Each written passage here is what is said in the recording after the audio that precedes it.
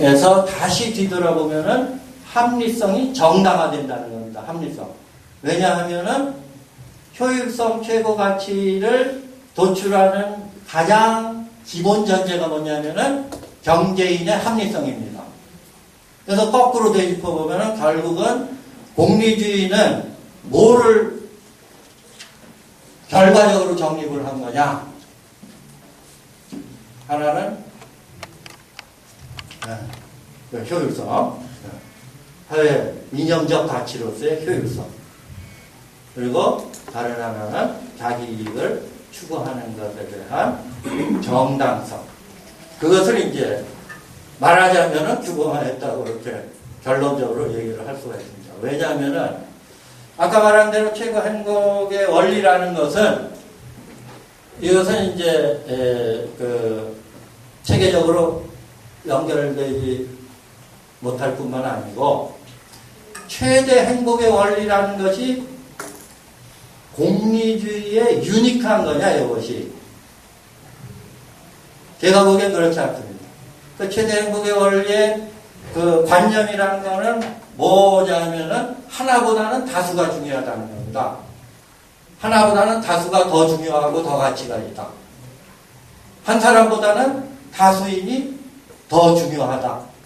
한 사람이 희생되더라도 다수가 구해져야 된다. 이런 겁니다. 근데 그 다수의 중요성, 그것은 사실은 사람이 직관으로 갖고 있는 겁니다. 직관으로. 그렇죠? 여러분들도 그렇게 직관적으로 한 사람보다 100사람입니다. 100사람의 생명을 살기 위해서 한 사람은 좀 희생되어도 좋은 게 아닌가 이런 직관을 갖고 있잖아요. 우리 민족이 보존되기 위해서 나 한 사람 희생되자면은 그대로 갈 수 있는 게 아니냐 이런 걸 갖고 있잖아요. 그런 그 어떤 규범의 관념, 직관 그것에 어필을 하는 겁니다. 이 최대 다수의 원리라는 것은. 말하자면 그것이 공리주의의 유니크한 것이었다면 체계적으로 연결이 될 뿐만 아니라 이제 다른 데서는 찾아볼 수 없는 어떤 관념 이것이었죠. 사실은 그것은 사람이 갖고 있는 그러한 그 어떤 feeling, 규범적 feeling 그것에 이제 부합하는 그러한 원리다 이렇게 이제 볼 수가 있죠. 그리고 사실 또 공리주의적인 합리성이라는 것도 막스 베버의 이런 디스크립션을 보면은 근대 정신입니다. 합리성이라는 거. 근데 근대 정신으로서의 그 합리성, 근대인의 합리성, 거기에 뭐가 씌워진 거냐면은 자기 이익의 최대화라는 것이 이제 씌워져 있는 그러한 것이 이제 그래서 사실은 저 혼재되어 있지만은 이 근대인에게 근대 정신 이후에는 이것이 굉장히 어필을 하는 사실은 그래가지고 이 고대의 존재론적 자본주의가 근대에 와서 말하자면 부활을 한 그것이 이제 공리주의라고 그렇게 이제 볼 수가 있습니다. 전체 맥락에서는. 그래서 제가 마지막으로 좀 정리된 것만 읽고 그렇게 시간이 다 됐기 때문에 종료를 하도록 하겠습니다. 그래서 이 공리주의라는 거는 굉장히 어트랙티브한 겁니다.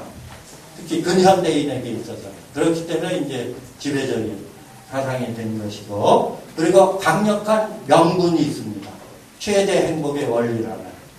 근데, 사람의 본성에 그것이 어울리고 하고, 그렇기 때문에 이제 되는데, 여기에, 지금 말한 그러한 이것의, 뿌리가 뭐냐, 뿌리.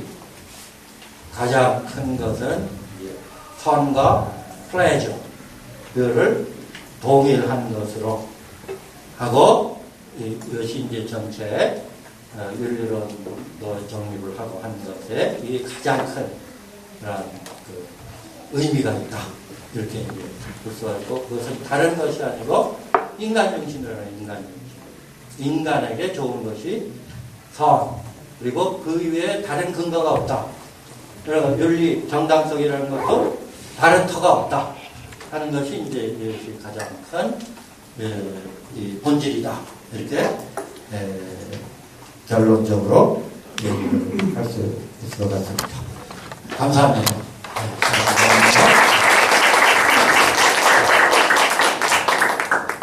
네, 귀한 강의 진심으로 감사를 드립니다. 우리 이 교수님께서 주류 경제학의 가장 밑바탕이 되는 세계관이 되는 공리주의에 대해서 잘 이렇게 설명을 해주셨고 또 분석해 주셨고 또 그것의 종교적인 뿌리가 결국은 인본적인 그런 사상이 있다는 것을 잘 이렇게 말씀을 해주셨어요. 결국 그 경제학에서 중요한 세계관이 뭐고 그 세계관의 종교적인 뿌리가 뭐다라는 것을 밝혀주셨고, 이번에는 이제 그것을 바탕으로 해서 기업을 실제로 경영할 때 영성이 어떻게 영향을 미칠 수가 있는가, 기업 경영과 영성에 관한 문제에 대해서 우리 지범아 교수님께서 직접 또 강의를 해주시겠습니다. 우리 PPT를 사용하셔서 말씀해 주실 텐데 우리 큰 박수로 환영해 주시기 바랍니다.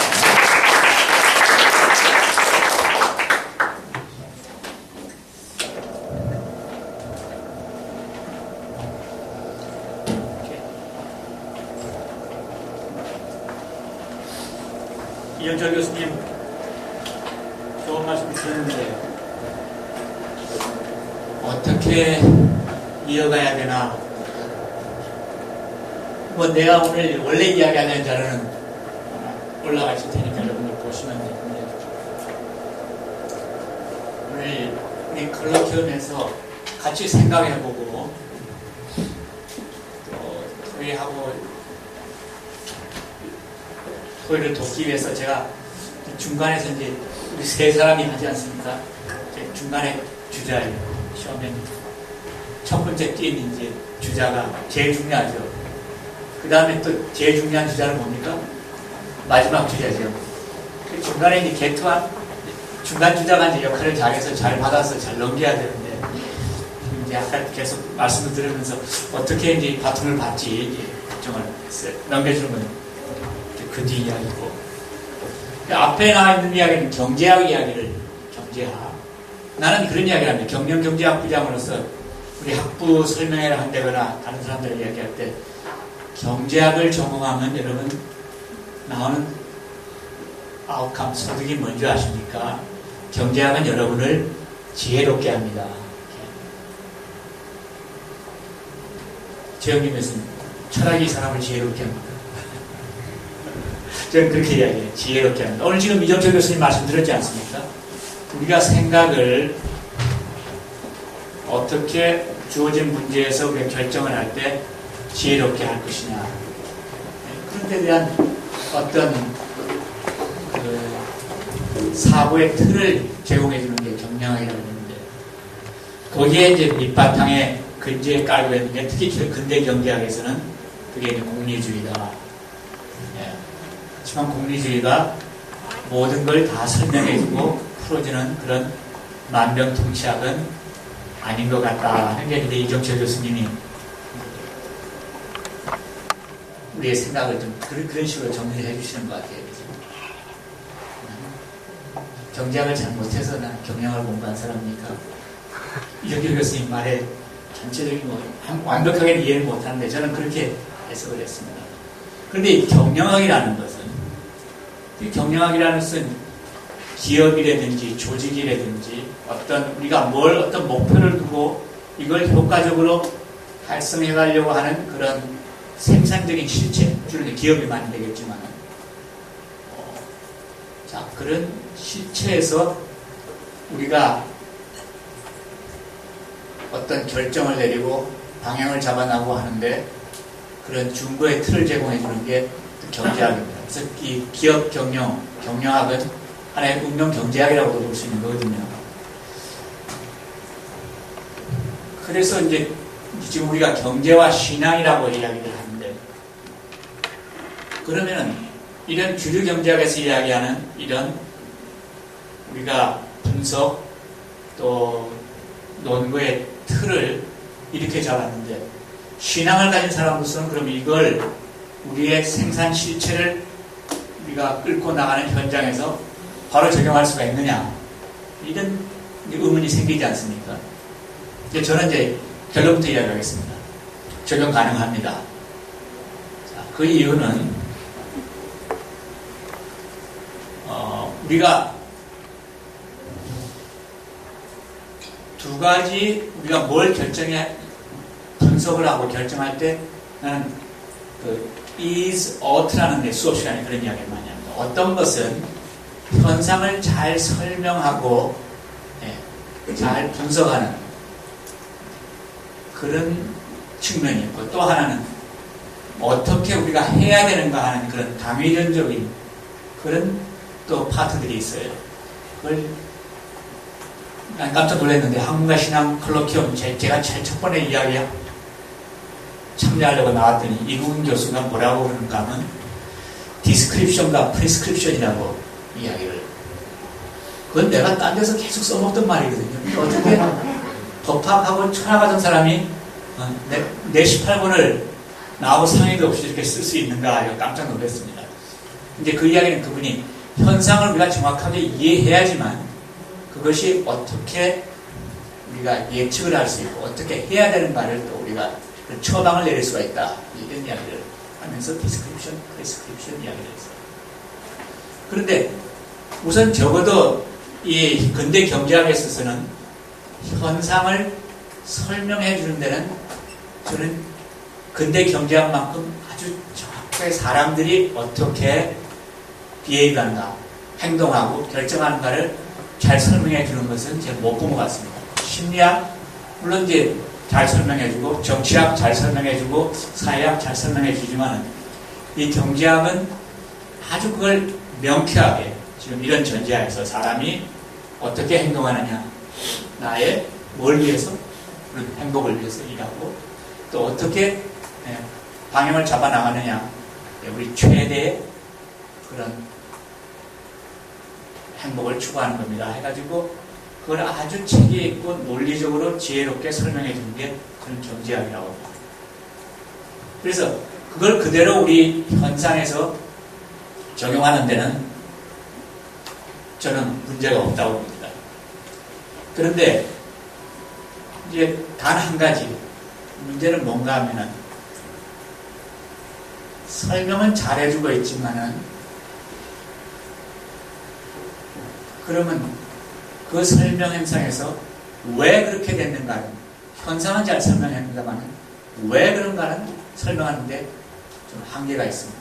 그 이유는 바로 그 현상에 참여하고 있는 사람들이 누군가에 대한 정확한 전제가 없어요. 사람들이 어떻게 행동하냐? 플레저를 위해서 행동한다. 그 사람이 어디서 와서 어떤 사람인가에 대해서 설명을 안 합니다. 여러분 기독교 세계관 배웠습니다만은, 기독교 세계관에서 우리 인간은 어떤 존재예요?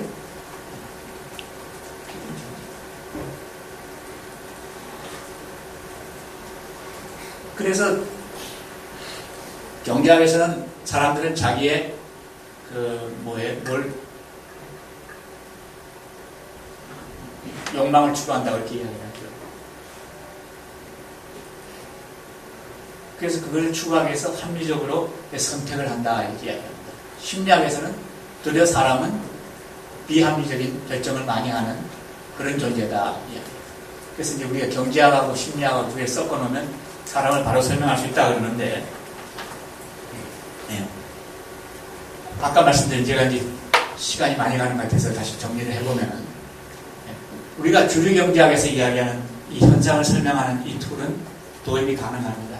그러나 전제가 되어야 될 건, 거기서 참여하는 사람들이 어떤 사람인가에 대해서 우리가 기독교적인 세계관 관점에서 바로 이해를 해서 그것을 재해석하고 그 설명에 있어서 한계를 우리가 분명히 인식해야 된다. 이게 우리가 전제가 되어야 된다. 그래서 주류경제학에서 설명하는 틀을 우리가 도입하지만은 거기서 우리 기독교 세계적인 관점에서 제약을, 한계를 딱 설정하면은 제가 보기에는 아주 효과적으로 주류경제학의 여러 가지 설명하는 그런 틀을 우리가 잘 이용할 수 있겠다 이렇게 봅니다. 그래서 여러분들은 신앙을 가지고 있고 기독교 세계관적인 관점에서 모든 것을 보고 행동하려 하지만은 경제학을 배우는 건 좋습니다. 제가 이렇게 권하고 싶습니다. 어떤 분들은 경제학을 왜 배우느냐에 대해서 좀 겁내는 사람이 있어요. 아까 말한 점에서 우리하고 전제가 틀리지 않습니까? 가치가 틀리지 않습니까? 이렇게 이야기하는데 제가 말씀드리고 싶은 것은 바로 이 주류 경제학의 한계를 분명히 인식하고 그것을 우리가 생각하는 세계관적인 틀에, 기독교 세계관적인 틀에 그것을 집어넣는다 그러면 그건 아주 어떻게 보면은 더 완성된 형태의 우리가 세상을 바로 분석하고 그것을 적용하고 처방을 내릴 수 있는 귀한 체계를 형성할 수 있습니다. 그러니까 훌륭한 신앙을 가지고 기독교적인 세계관을 형성한 다음에 경제학을 열심히 공부하십시오. 제가 이렇게 말씀드리고 싶습니다. 자, 그래서 이제 그러면 경제학에서 이야기하는 시장에 참여하는 사람은 크게 소비자가 있고 생산 실체가 있고 또 한때는 정부도 있고 제3자가 있다 그럽니다만 우리가 시장이라는 이 무대에서 이 생산자와 소비자가 행동하고 있습니다. 그러면 우리 인간들은 모두 소비 행위만 합니까? 그렇지 않죠. 소비를 하려면 뭐가 있어야 돼요? 그 소비를 가능하게 하는 리소스가 있어야 돼요. 우리 어떤 경우는 재원이 필요해요. 돈이 필요해요. 재물이 있어야 돼요. 재산이 있어야 돼요. 이렇게 일반적인 말로 이야기하지만 그럼 그건 우리가 어디 가서 획득합니까? 생산 실체 거기에서 생산 활동에 내가 기여함으로써 내가 소비 활동을 할 수 있는 뭐를? 재산, 재물, 소득을 우리가 얻을 수가 있습니다. 그 기업 활동은 이 우리 경제 시스템에 있어서 경제 회사에 있어서 생산 활동을 통해서 우리가 새로운 가치를 실현하고 그 가치를 우리가 만들어줌으로써 사회에 참여하고 있는 모든 사람들이 그 가치를 고루 누리면서 더 나은 생활을 영위하고 또 사회 곳곳에 여러 사람들에게 그 가치를 나눠주면서 사회 발전에 기여할 수 있는 게 이런 기업의 본질이라고 볼 수 있습니다. 자, 그러면 이제 제가 서론은 끝내고 그러면 이제 서론이면 본론은 얼마나 길까 그러는데 제 강의를 들어보신 분은 알지만 저는 보통 본론보다 서론이 깁니다. 그러니까 본론은 그렇게 짧을 거니까 너무 걱정하지 마시고 오늘 이제 잠깐 나눠보고 싶은 것은 그래서 이제 지금 이종철 교수님 말씀하신 걸 제가 제 이야기로 연결시키기 위해서 조금 장황한 서론을 이야기했는데 자 그래서 이런 큰 경제 틀의 하나인 이제 우리가 기업 활동, 기업 경영, 생산 실체 활동에 우리가 아까 말한 그런 목적으로 참여하게 되는 겁니다. 그래서 결국은 우리가 일을 하게 됩니다. 그래서 일의 본질적인 가치는 우리가 다른 데서도 뭐 조금씩 우리가 알겠습니다만은 하나님은 우리에게 분명히 일을 하라고 명령하셨고 또 우리에게 주어진 그런 하나님의 명령 자, 세상을 우리한테 맡겨주셨고 우리가 그것을 잘 다스리고 관리하라는 그런 명령을 우리가 잘 받들어서 시행해 나가기 위해서 우리는 일을 하게 되는 겁니다. 그래서 우리가 일에 대한 신성함은 우리가 모두들 깨닫고 있죠. 그래서 일은 이 세상을 변화시키기 위해서 우리가 하나님께 드리는 섬김으로써 그 하나님이 창조하신 원래 디자인의 모습을 반영하고 있고 그 하나님을 섬기기 위한 방법으로서 일의 가치가 있다는 것은 우리가 분명히 인정하고 있습니다. 그래서 그 일을 하는 무대로서 우리가 오늘날 이 근대 사회에 있어서는 우리가 기업의 이 생산활동에 우리들이 되게 참여하게 되는 겁니다. 그러면 두 번째 나왔듯이 기업 경영에 대한 기독교인의 그러면 비전 세우는 것이 가능한가? 우리 기독교인의 시각은 인간을 창조하신 그 하나님의 목적에 의해서 거룩한 삶의 형태가 규정된다고 보고 있습니다. 그래서 이 형태를 제대로 알기 위해서는 우리는 이 세상에 대한 하나님의 목적, 내용, 그리고 범위, 또 이 전체를 가정한 인간의 역할 등에 대해서 이해를 해야 된다고 그래요. 그러니까 이게 바로 우리가 이야기하는 기독교 세계관 아닙니까? 자, 그런 우리의 기독교 세계관적인 관점에서 하나님께서는 인간이 하나님과의 관계 속에서 번성하여 물리적인 풍부함을 누리고 또 다른 사람들과 지구의 모든 것과 조화를 이루면서 살라고 하셨습니다. 그래서 이러한 역할을 하는 일의 중심에 바로 이제 기업이 자리 잡고 있다고 볼 수 있죠. 네, 그러나 우리가 또 이제 기업 활동을 하면서 또 우리가 알고 분명히 이해해야 되는 것은 인간과 단체 그리고 사회 구조 및 시스템의 본질에 대한 이해입니다. 우리가 잘 알고 있는 대로 우리가 조금 전까지 이야기한 그런 일의 신성함, 그의 중요한 역할을 하고 있는 이 생산활동에 또 그 실체로서의 기업의 역할에 대해서 우리가 인정한다 하더라도 여기에 참여하는 인간은 또 이기심, 교만, 탐욕 등 부도덕한 경향을 가지고 있는 그런 불완전한 존재입니다.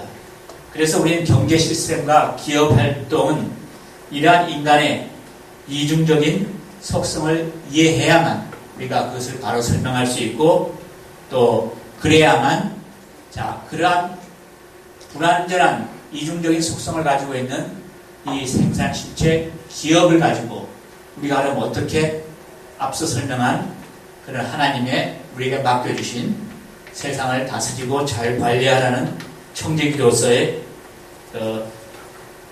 사명을 우리가 풀어나갈 수 있는가, 우리가 그걸 바로 깨달을 수가 있게 됩니다. 그래서 바로 이걸 우리가 충분히 이해하지 못하면 결국은 두 가지 성향을 가지고 있어요. 어떻게 보면 기업을 통한 생산활동 되는 것 같은데 거기에 인간은 타락한 사람들이고 그 활동이 가져오는 여러 가지 실질적으로 나타나는 현상들을 보면은 우리한테 불만족스럽고 어떻게 보면 도리어 하나님은 우리에게 맡겨주신 방향으로 이 세상을 끌어가는데 역기능적인 역할을 한다고 보지 않습니까? 그래서 도망가는 사람들이 있습니다. 또 반면에 이걸 너무 아까 말한 긍정적인 면에만 우리가 몰입한 나머지 분명히 이건 하나님이 명령하신 거야, 우리에게 주신 거야, 우리가 선한 거야 하고 뛰어나가다 보면은 바로 우리가 생각하는 그런 역기능, 부작용, 그렇죠? 어떻게 보면 하나님의 창조 세계를 선하게 이끌어가는데 저해적인 요인으로 작용하는데 우리가 또 참여하는 그런 물을 범하게 되죠. 그래서 우리는 때때로 이런 불완전하고 복잡한 선택을 해야 되지만은 우리가 당면한 이 해결해야 될 과제는 그 이런 비즈니스에서 보여지는 하나님의 의도를 신중하게 분별하고 그렇지 않은 부분을 과감하게 창조적으로 바꿔나가는 것이 우리에게 필요하다는 것을 말씀드리고 싶습니다. 자, 그래서 그런 걸 이해한 상태에서 온전한 변화를 이끌어내기 위한 섬김으로서의 기업 경영은 어떠한 것인가? 결국 기업은 물적 자원과 일적 자원을 우리가 활용해서 바로 우리가 위임받은 그런 이제 관리 명령을 수행해야 되는데, 당연히 이러한 비즈니스는 우리 인간의 번영에 지속적으로 기여해야 되죠. 그래서 생산되는 제품과 서비스는 우선적으로 여기에 참여하는 사람들의 삶과 넓게는 지역사회까지 향상시켜야 하고, 또 인간은 경제적 단위이지만은 또 한편으로는 단순한 노동력이 아니라, 노동 자원이 아니라 하나님의 형상을 닮은 존엄성을 지닌 존재이므로 비즈니스의 사업 결정은 아까 이정철 교수님 말씀하신 전적으로 유틸리테리안적인 효율성의 추구 관점에서 해석되고 집행될 것이 아니라 이러한 인간성을 우리가 이해하고 약자들의 희생을 강요하지 않는 방향으로 우리가 이끌어 나가야 되겠다. 그래서 제가 이 자료를 준비하면서 많이 인용한 그 레의 Business for the Common Good이라는 책이 있습니다.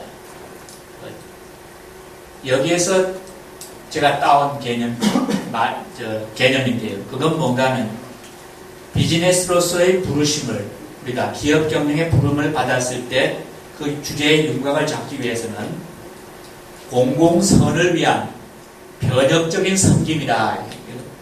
이게 Transformational Service for the Common Good이라는 거예요.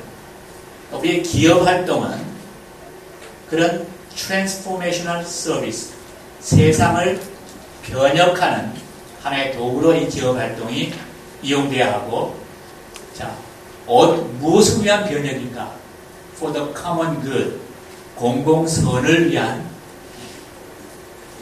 변혁의 우리가 섬김을, 그 변혁적인 활동으로 우리가 섬기는 일에 기업 활동이 활용돼야 되고, 또 그러한 기업 활동이 이루어질 수 있도록 우리는 거기에 참여하고, 그를 끌어나가야 되겠다는 겁니다. 그래서 변혁이라는 단어는 그 인간의 번영을 위해서 우리의 자신, 타인, 그리고 우리 사회 제도들에 가해지는 모든 긍정적인 변화를 우리가 말하고 있고요. 섬김이라는 것은 우리가 잘 알죠. 특히 요즘은 서번트 리더십이니 이런 이야기도 많이 나오고 하지만, 이 섬김이라는 것은 또 다른 사람들에게 우리가 덕을 끼치고 기여를 하는 그런 도덕적인 의무나 성향을 뛰어넘어서 우리를 하나의 또 풍부한 삶으로 인도하는 그런 수련 또는 영적인 훈련으로서도 우리가 가치를 지닌다고 볼 수 있습니다. 그래서 이러한 변화는 우리의 세계관으로부터 시작돼야 되고, 또 개인적 차원으로 보면은 우리는 이성이라든지 또 비즈니스를 직업으로 삼는 동기부터 바꿔서 내가 참여하는 이 비즈니스, 내가 참여하는 경영을 통해서 하나님과 이웃을 섬기는 데까지 이룰 수 있도록 적절히 사용돼야 된다. 이렇게 봅니다. 이제 그렇게 이야기하다 보면 우리가 꼭 마치 요즘 사회적 기업 이야기도 많이 나옵니다만, 기업은 돈을 벌기 위해서 일하는 것이 아니라 다른 사람들 섬기고 사회사업하는 데 쓰이는 거 아닙니까? 이렇게 이야기하는데, 그건 조금 오해라고 볼 수 있어요. 궁극적으로 그렇게 된다는 것이지, 기업의 1차적인 목표가 다른 사람을 섬기는, 다른 사람들에게 그런 선을 행하는 것이 1차적인 목표가 아니라는 겁니다. 기업이 자연적인 기업의 생산 활동을 함으로써 궁극적으로 그것이 사회에 득이 되고 다른 사람들을 섬기고 변형시키는 방향으로 나아간다는 그런 이야기 되겠죠. 그러면 이제 어떤 사람들은 기업이 그러면 이윤이 왜 필요합니까? 이런 이야기 합니다. 이윤이 필요하다고 그러지 않습니까? 그러면 우선 제가 시간이 많이 갔기 때문에 간단하게 말씀드리면 이유는 당연히 필요하다고 봅니다. 왜냐하면 하면 이유는 기관과 다른 섬김을 지속하기 위해서 필요한 재정적인 수단을 마련해 주게 되는 겁니다. 이윤이 없이는 우리가 이야기하는 지속 가능한 조직의 발전이 없다는 거죠. 그러니까 기업이 지속 가능하게 발전하기 위해서는 이윤이 필요하고, 또 이윤은 당연히 거기에 대해서 여러 가지 생산활동을 할 수 있도록 도와준 사람들에게 대한 보상적인 차원에서 반드시 필요하다고 보는 겁니다. 그래서 기업의 개발과 성장을 위해서 자기 자본의 위험을 감수한 회사와 소유주와 주주들을 직접적으로 섬기는 그런 수단으로서 작용할 수가 있게 됩니다. 그래서 그 다음에는 이 변혁적인 섬김에 있어서 우리는 어떤 사업을 해야 하는가, 어떻게 사업을 운영하는가 하는데도 우리가 이 변혁적인 섬김을 적용할 수 있지만은 어떤 사업을 해야 하는가에도 우리가 적용할 수 있습니다. 무슨 말씀인가 하면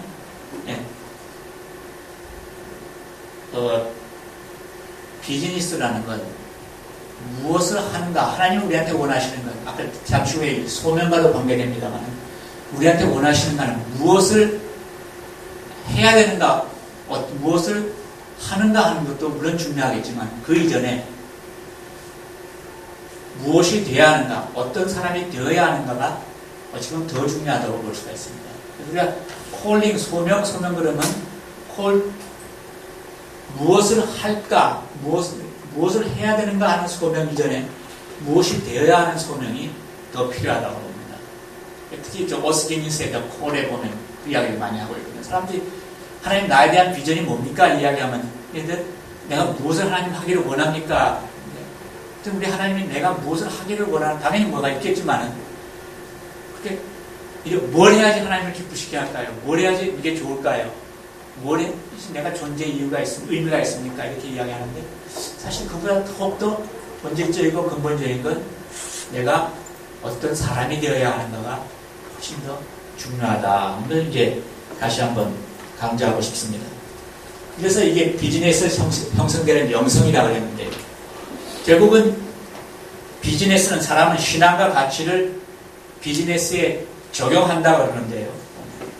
물론 맞는 말입니다. 그러나 그런 일방적인 관계로 이해되는 것이 아니라 비즈니스와 신앙은 서로 상호작용하면서 서로를 세워줄 수 있다고 이렇게 보는 겁니다. 그러니까 무슨 말씀인가 하면 하나님은 비즈니스를, 기업활동을 우리를 다듬으시는 하나의 도구로서 활용도 하신다는 거예요.